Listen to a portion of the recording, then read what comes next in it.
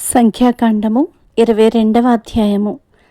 తరువాత ఇశ్రాయేలీలు సాగి యెరికోకు ఎదురుగా యొర్దాను తీరముననున్న మోయాబు మైదానములలో దిగిరి. సిప్పోరు కుమారుడైన బాలాకు ఇశ్రాయేలీలు అమోరీయులకు చేసినదంతయు చూచెను. జనము విస్తారముగా నున్నందున మోయాబీయులు వారిని చూచి మిక్కిలి భయపడిరి. మోయాబీయులు ఇశ్రాయేలీయులకు జంకిరి. మోయాబీయులు మిద్యాను పెద్దలతో ఎద్దు బీటిపచ్చికను నాకివేయునట్లు ఈ జనసమూహము మన చుట్టూ ఉన్నది, యావత్తును ఇప్పుడు నాకివేయుననిరి. ఆ కాలమందు సిప్పోరు కుమారుడైన బాలాకు మోయాబీయులకు రాజు.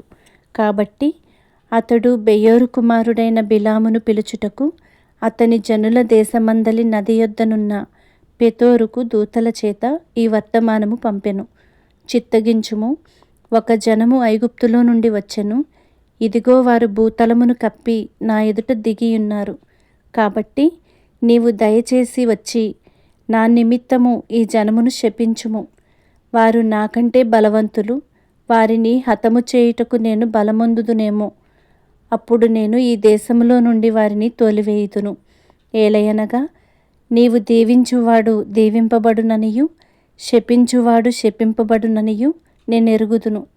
కాబట్టి మోయాబు పెద్దలను మిద్యాను పెద్దలను సోదె సొమ్మును చేతపట్టుకొని బిలామునొద్దకు వచ్చి బాలాకు మాటలను అతనితో చెప్పగా, అతడు వారితో, ఈ రాత్రి ఇక్కడనే ఉండుడి. యెహోవా నాకు సెలవిచ్చిన మాటలను నేను తిరిగి వచ్చి మీతో చెప్పెదనెను. అప్పుడు మోయాబు అధికారులు బిలామునొద్ద బస చేసిరి. దేవుడు బిలామునొద్దకు వచ్చి, నీ యొద్దనున్న ఈ మనుష్యులు ఎవరని అడుగగా, బిలాము దేవునితో ఇట్లనెను, సిప్పోరు కుమారుడైన బాలాకను మోయాబు రాజు. చిత్తగించుము, ఒక జనము ఐగుప్తు నుండి బయలుదేరి వచ్చెను. వారు భూతలమును కప్పుచున్నారు. నీవు ఇప్పుడే వచ్చి నా నిమిత్తము వారిని శపింపుము. నేను వారితో యుద్ధము చేసి వారిని తోలివేయుదునేమో అని వీరి చేత నాకు వర్తమానము పంపెను. అందుకు దేవుడు, నీవు వారితో వెళ్ళకూడదు, ఆ ప్రజలను శపింపకూడదు, వారు ఆశీర్వదింపబడిన వారు అని బిలాముతో చెప్పెను. కాబట్టి బిలాము ఉదయమున లేచి బాలాకు అధికారులతో, మీరు మీ స్వదేశమునకు వెళ్ళుడి, మీతో కూడా వచ్చుటకు యెహోవా నాకు సెలవియ్యనని చెప్పుచున్నాడనగా, మోయాబు అధికారులు లేచి బాలాకునొద్దకు వెళ్ళి, బిలాము మాతో కూడా రానొల్లడాయననిరి. అయినను బాలాకు వారికంటే బహు ఘనత వహించిన మరి ఎక్కువ మంది అధికారులను మరలా పంపెను.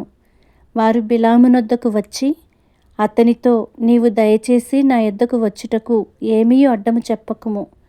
నేను నీకు బహు ఘనత కలుగజేసెదను. నీవు నాతో ఏమి చెప్పుదువో అదే చేసెదను గనుక నీవు దయచేసి వచ్చి నా నిమిత్తము ఈ జనమును శపించుమని సిప్పోరు కుమారుడైన బాలాకు చెప్పెననిరి. అందుకు బిలాము, బాలాకు తన ఇంటెడు వెండి బంగారములను నాకిచ్చినను కొద్ది పనినైనను గొప్ప పనినైనను చేయునట్లు నేను నా దేవుడైన యెహోవా నోటి మాట మీరలేను. కాబట్టి మీరు దయచేసి ఈ రాత్రి ఇక్కడ నుండుడి. యెహోవా నాతో నికనేమి చెప్పునో నేను తెలుసుకొందునని బాలాకు సేవకులకు ఉత్తరమిచ్చెను.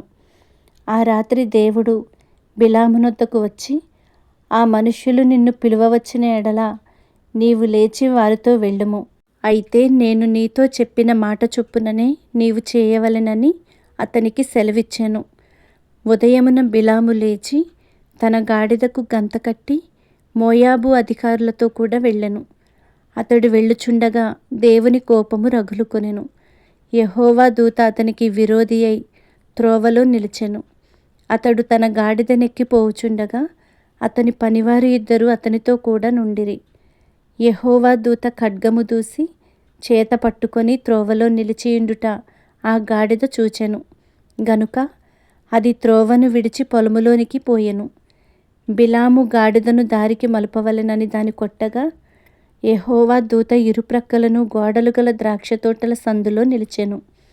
గాడిద యెహోవా దూతను చూచి గోడ మీద పడి బిలాము కాలును గోడకు అదిమెను గనుక అతడు దాని మరలా కొట్టెను. యెహోవా దూత ముందు వెళ్ళుచు కుడికైనను ఎడమకైనను తిరుగుటకు దారిలేని ఇరుకు చోటను నిలువగా గాడిద యెహోవా దూతను చూచి బిలాముతో కూడా క్రింద కూలబడెను. గనుక బిలాము కోపము మండి తన చేతికర్రతో గాడిదను కొట్టెను.